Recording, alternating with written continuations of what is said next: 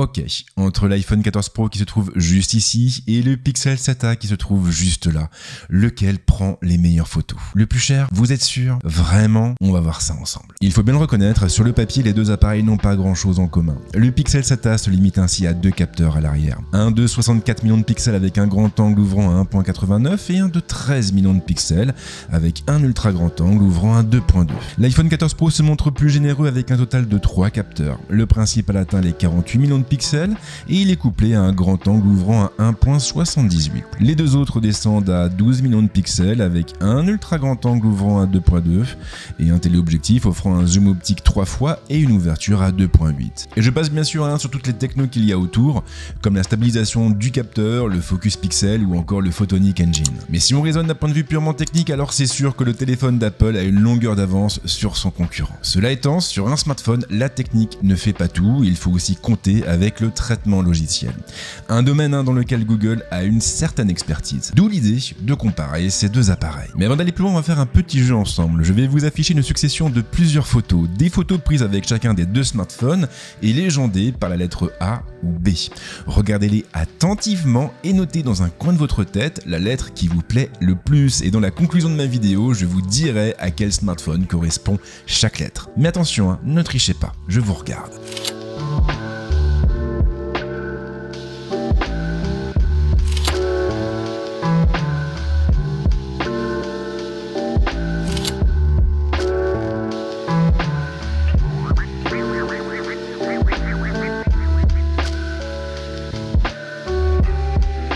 Sur le papier, nos deux smartphones sont très proches l'un de l'autre au niveau de l'ultra grand angle, on a à peu près la même définition et à peu près la même ouverture. Et pourtant, ils obtiennent des résultats très différents. On attaque directement avec ces photos prises par temps couvert. Et là, premier constat, les deux téléphones n'ont pas du tout la même philosophie.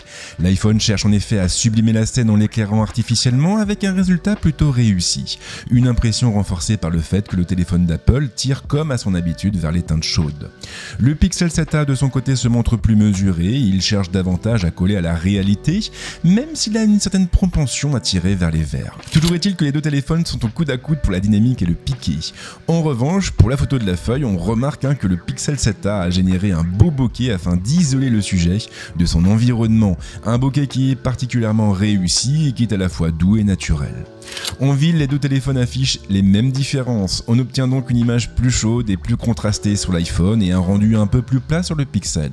Cela étant, c'est le téléphone de Google qui se rapproche le plus de la réalité.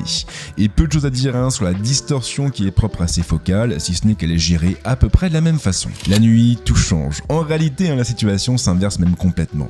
Le Pixel offre un rendu plus lumineux avec une balance des blancs savamment dosée. L'iPhone peut lui aussi produire de belles images sur cette focale, mais il a plus de mal à récupérer de la lumière et ses clichés ont tendance à tirer vers le jaune, ce qui n'est pas forcément très plaisant à l'œil. En contrepartie, il va mieux gérer les éblouissements. Le Pixel a brûlé les lumières de l'enseigne située au fond à droite, contrairement à l'iPhone qui n'est pas tombé dans ce piège. Rien à dire en tout cas sur le piqué, dans les deux cas on a vraiment une très belle sensation de netteté. Même chose sur ces deux photos, des photos qui offrent finalement un rendu similaire. La seule différence marquante se situe au niveau des couleurs, l'iPhone produisant comme à chaque fois une image plus chaude que son concurrent. Pour le reste, il est vraiment très difficile de les départager. Il y a peut-être un petit peu plus de contraste du côté du téléphone d'Apple, mais ça se joue à peu de choses. Alors je vais être franc avec vous, je m'attendais vraiment à ce que le Pixel 7a soit complètement dans les choux face à l'iPhone 14 Pro. Et pourtant, même si les deux téléphones font des choix très différents au niveau de l'exposition et au niveau des couleurs, dans les deux cas, on a vraiment des résultats qui sont à la hauteur de nos attentes. Que ce soit en pleine journée ou en basse luminosité, on a des clichés qui sont parfaitement exploitables. Et puis surtout, on constate qu'ils sont vraiment au coude à coude au niveau de la dynamique, au niveau du piqué ou même au niveau de la mise au point. Une mise au point qui est à la fois précise et rapide. À ce stade, il est donc très difficile de les départager. À titre personnel, j'aime beaucoup le rendu lumineux de l'iPhone, mais je trouve que le Pixel fait des choix plutôt intelligents, et surtout, c'est lui qui se rapproche le plus de la réalité. Et puis, il excelle quand même pas mal sur les prises de vue nocturnes.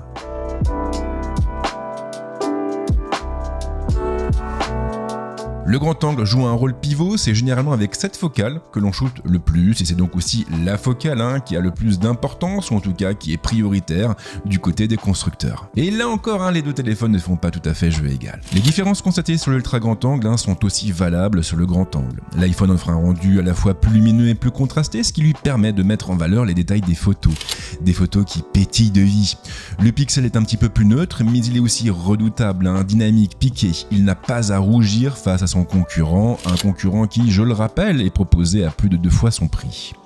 Sans surprise, on retrouve aussi les mêmes disparités au niveau des couleurs, avec des teintes qui tirent vers le jaune côté iPhone et vers le vert côté Pixel. De nuit, en revanche, il faut reconnaître que ce petit Pixel surprend. Il arrive à récupérer un peu plus de détails que l'iPhone dans les ombres, ce qui lui permet en même temps de générer une image très vivante et naturelle. Encore une fois, c'est en effet lui qui se rapproche le plus de la scène photographiée. En 2 fois, la situation se complique un petit peu pour le téléphone de Google. L'iPhone reste au-dessus au niveau de la dynamique et du piqué. Le Pixel passe en effet à côté de pas mal de détails, comme ici dans le ciel ou même au niveau du bâtiment. Et curieusement, il reprend l'avantage de nuit. Alors je ne m'y attendais vraiment pas, mais les images parlent d'elles-mêmes. Les photos prises par le téléphone de Google sont plus vibrantes et plus détaillées. L'iPhone affiche un rendu un peu plus terne et on voit qu'il a eu plus de difficultés à récupérer des informations, comme ici au niveau du sol ou même du bois du cheval. En revanche, sur les vues rapprochées, c'est l'iPhone qui reprend l'avantage. Le Pixel a beaucoup plus de mal à faire la mise au point et on sent qu'il a dû monter haut dans les vitesses. Alors concrètement, ici encore, les deux téléphones sont difficiles à départager, ils ont chacun des forces et des faiblesses.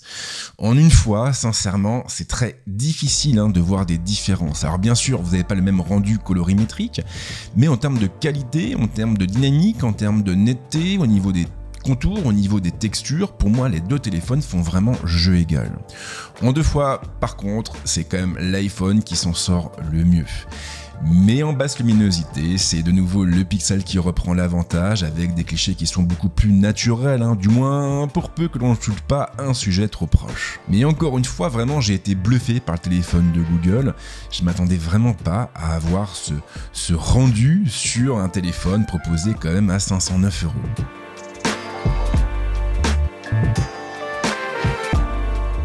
Le zoom, c'est un petit peu la focale à problème et encore plus sur un smartphone puisque nos téléphones sont handicapés par leur petite taille. Vous n'avez effectivement pas assez de recul pour pouvoir mettre de gros zooms.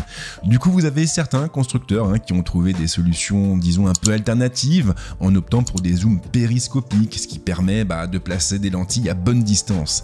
Mais là, en l'occurrence, sur l'iPhone, on n'a pas de zoom périscopique, on a un zoom simple, un zoom qui propose un grossissement en 3 fois. Grossissement optique, je le précise. Et côté Pixel, c'est simple, on n'a pas du tout de zoom. Maintenant, j'ai quand même eu envie d'opposer les deux appareils sur ce terrain en m'en tenant en revanche à un grossissement maximal en 3 fois. Et vous allez voir que là encore, on a quelques surprises. Sur le papier donc, le Pixel 7a partait avec un sacré handicap. Et pourtant, les résultats parlent d'eux-mêmes. Sur ces photos, des photos prises en pleine journée, les deux téléphones parviennent à obtenir des images à la fois nettes et précises avec de beaux flous d'arrière-plan. Ce que l'on constate notamment sur la photo de la branche de sapin. Alors, le Pixel 7a a eu la main un peu plus lourde sur le bokeh, mais le résultat est vraiment flatteur.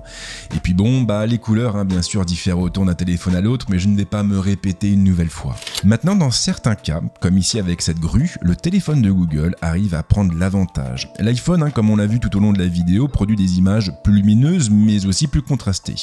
Il a donc tendance à forcer un petit peu sur les noirs, ce qu'il fait du coup parfois passer à côté de certains détails. Et justement ici, le Pixel 7a s'est montré plus mesuré, ce qui veut également dire qu'il a réussi à produire une image plus détaillée. De nuit en revanche, le zoom optique de l'iPhone devient un avantage. Sur ces photos, par exemple, on constate que le téléphone d'Apple a réussi à récupérer un peu plus de détails, que ce soit au niveau des vêtements des gens ou même des textures des objets environnants.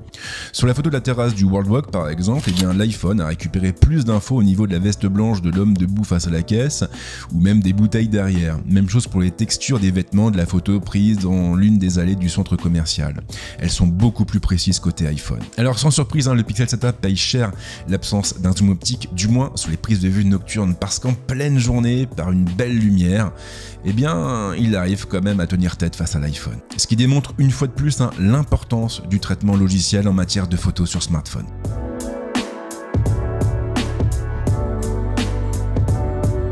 Le mode portrait est un bon moyen justement de comparer les traitements logiciels. Les smartphones doivent effectivement faire appel à pas mal d'algorithmes différents, que ce soit au niveau de la gestion du contour ou même du flou. Et là on va voir quand même que chaque appareil a des arguments à faire valoir. En extérieur on obtient dans les deux cas des images très détaillées et plutôt réussies. On conserve un bon piqué dans les deux cas. La gestion du bokeh est en revanche meilleure côté pixel. L'iPhone a en effet choisi de conserver mon visage net et de plonger mon corps dans le flou, alors que ces deux éléments se trouvaient logiquement sur le même plan. Les couleurs sont en revanche un peu plus fidèles sur l'iPhone, la tonalité de la peau tire un peu trop vers le rouge sur le téléphone de Google. Pas de changement sur les portraits en 2 fois, la découpe est plus précise côté pixel, mais la tonalité de la peau tire toujours un peu sur les teintes rouges et c'est vraiment dommage. En revanche, le piqué reste impressionnant d'un côté comme de l'autre, et même chose pour la dynamique ou encore la gestion de l'arrière-plan. Les bokeh générés vraiment offrent un rendu assez naturel. En intérieur, on conserve une qualité très correcte sur les deux appareils avec une belle sensation de netteté et un bokeh qui n'est pas trop forcé et qui se rapproche finalement pas mal de la réalité. L'iPhone s'en est mieux sorti au niveau de la découpe aussi. Mon bras droit, par exemple, qui se situait du coup sur un autre plan que mon visage, est légèrement plongé dans le flou, contrairement à mon bras gauche qui est plus net. De son côté, le Pixel 7a a choisi de conserver mes deux bras nets alors qu'ils ne se trouvaient pas sur le même plan. Et le problème de teinte, bien sûr, est toujours aussi présent. Alors ici, pour moi, j'aurais tendance quand même à donner le point à l'iPhone. Parce qu'on a un meilleur respect de la tonalité de la peau, bien sûr, mais surtout parce qu'on a une gestion des contours qui est finalement assez intéressante. Alors de face, c'est vrai que j'ai eu des doutes quand j'ai vu qu'il conservait mon visage net et mon corps flou, mais sur le portrait de 3/4, je trouve que l'iPhone a su faire les bons choix.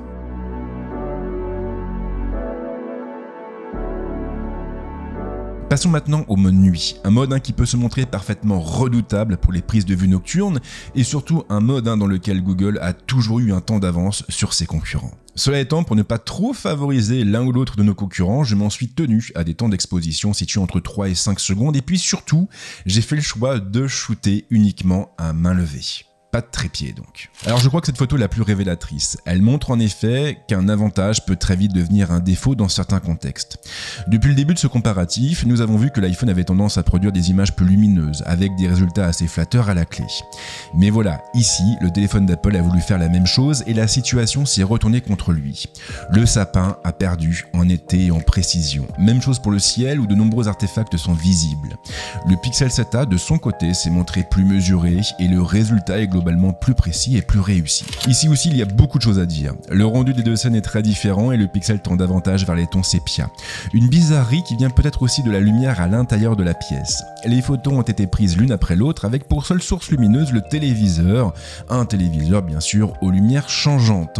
En revanche, on constate que le téléphone de Google a mieux géré la montée en sensibilité et qu'il a réussi à récupérer plus d'informations, notamment sur le spray posé sur le rebord de la fenêtre. Et on termine avec cette photo prise à l'intérieur de la pièce.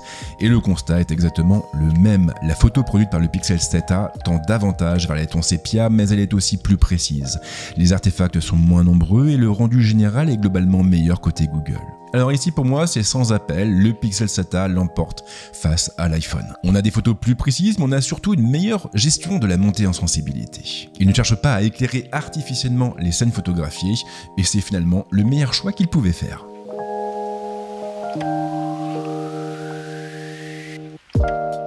L'iPhone 14 Pro et le Pixel 7a ne gèrent pas les RAW de la même façon. Apple n'utilise effectivement pas le format de base, mais le ProRAW. Et donc un RAW qui conserve une certaine partie du traitement logiciel d'Apple. Et ce n'est pas le cas de Google qui lui par contre a opté pour du RAW brut. Ce qui veut également dire que les photos prises avec le petit pixel en RAW nécessiteront du même coup un peu plus de travail. Ce qui, quelque part, est le propre du RAW. Cette scène en est un très bon exemple. La photo prise avec l'iPhone 14 Pro est bien exposée, elle pourrait même être mise en ligne sans le moindre traitement. Celle du Pixel 7a en revanche est beaucoup plus neutre, il faudra donc la retravailler. Et c'est là que le téléphone de Google prendra l'avantage sur celui d'Apple. Un format brut est plus facile à développer. Sur iPhone, il faudra commencer par gommer tous les choix faits par Apple. baisser les jaunes, réduire les contrastes, une étape indispensable pour pouvoir ensuite laisser libre cours à notre créativité. Même constat ici, de base, le Pixel 7a produit un RAW très plat, très terne, mais il reste plus facile à développer que le Pro RAW de l'iPhone. Un Pro RAW qui se montre très lumineux mais qui aura une fâcheuse tendance à saturer les jaunes dès que nous commencerons à travailler dessus. Il faudra donc une fois encore s'assurer de bien préparer le terrain pour perdre le moins de temps possible. Et on termine avec cette photo de l'hôtel de ville de Paris. Le constat reste évidemment le même. Le RAW du Pixel 7a est plus facile à développer et il permet surtout de récupérer beaucoup de détails dans les ombres et les hautes lumières. Le Pro RAW de l'iPhone 14 Pro affiche aussi une bonne dynamique, mais il faut composer toujours avec ces choix de traitement faits par Apple. Et même si le rendu général reste très flatteur, il sera indispensable de bricoler son logiciel pour retrouver une bonne exposition. Alors si on s'en réfère uniquement aux images, pour moi, le Pixel 7a et l'iPhone 14 Pro font jeu égal. Maintenant, si on prend en considération le temps de développement, plutôt la facilité de développement, et bien là, j'aurais envie d'attribuer le point au Pixel 7a. Parce que Google a fait le choix d'un format RAW brut, un format qui est beaucoup plus facile à travailler. Alors après, bien sûr, je ne crache pas sur le Pro RAW, il a aussi ses avantages, mais disons qu'il faudra un temps d'adaptation qui n'est pas forcément nécessaire côté Google.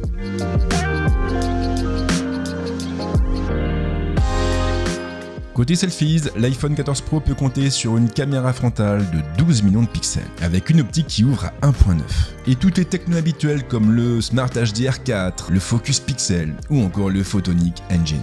Le Pixel 7a fait preuve d'un peu plus de probité avec un capteur de 13 millions de pixels, recouvert par une optique ouvrant à 2.2 et offrant une mise au point fixe. Et dans les deux cas, on a accès à deux niveaux de grossissement, du 0,7 fois et du 1 fois. Et il faut bien le reconnaître, les résultats surprennent. L'iPhone se montre incontestablement le plus précis. Il arrive à restituer chaque détail de la peau alors que le Pixel offre un rendu un peu plus lisse. Et en mode portrait, les découpes sont similaires, de même pour les bokeh avec un rendu à la fois doux et naturel. Dans l'ensemble, les deux téléphones sont donc capables de produire de beaux selfies. Entendez par là des selfies que vous n'aurez pas honte de partager sur les réseaux sociaux. En revanche, ils sont aussi sujets aux mêmes erreurs. La preuve ici avec cette photo où je portais mes lunettes, des lunettes qui ont pour particularité d'avoir une monture transparente. Et dans les deux cas, les téléphones se sont fait avoir en toute beauté une fois le mode portrait enclenché. Une partie de la monture de mes lunettes est restée nette, une autre a été plongée dans le flou. Alors ici pour moi l'iPhone l'emporte. Il l'emporte parce qu'il est capable d'obtenir une image plus précise, mais surtout avec une tonalité de la peau qui se rapproche le plus de la réalité. Le Pixel 7a tire beaucoup trop sur les rouges. Et je trouve du même coup le résultat assez curieux.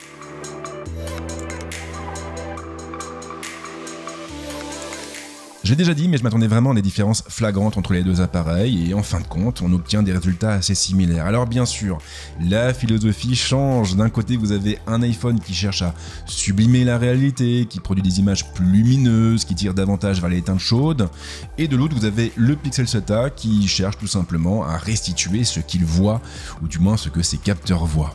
Alors certes, le petit Pixel tire un poil vers les verts, même un petit peu trop, mais derrière on a des clichés qui sont plus neutres et qui sont plus faciles à retravailler, surtout quand on bascule en RAW. Et au final, y a-t-il un choix meilleur qu'un autre? Eh bien je ne pense pas, je pense que tout va dépendre de la personne qui prend les photos. Maintenant, ce qui est sûr, c'est que si vous avez un budget réduit et si pour vous, la photo est un critère de choix, alors pour moi, il n'y a pas mieux que le Pixel 7a en ce moment. Le rapport qualité-prix de ce téléphone est tout simplement dingue. Après, par contre, si vous avez le budget et si vous n'aimez pas retoucher vos photos, si vous êtes plutôt du genre à les partager directement sur les réseaux sociaux, alors je pense que l'iPhone est un choix qui s'impose de lui-même. Voilà donc pour ce comparatif photo entre l'iPhone 14 Pro et le Pixel 7a. Et avant de vous lâcher, eh bien, il est temps de vous révéler le téléphone qui se cachait derrière chaque lettre. Et justement, si vous avez préféré les photos marquées d'un A, alors c'est que vous avez préféré les photos prises avec l'iPhone 14 Pro. Et bien sûr, si vous avez préféré les photos signées d'un B, alors eh bien, vous avez préféré les photos du Pixel 7a. Donc n'hésitez pas à me dire dans les commentaires justement quel est votre téléphone de prédilection et merci de m'avoir suivi aussi longtemps. D'ailleurs, si vous voulez me soutenir, c'est pas compliqué. Tout ce que vous avez à faire, c'est de liker la vidéo, de la partager et de vous abonner à la chaîne. Et en ce qui me concerne, comme à mon habitude, je vous souhaite de passer une excellente semaine ou un très bon week-end et on se retrouve très vite avec d'autres contenus. Ciao!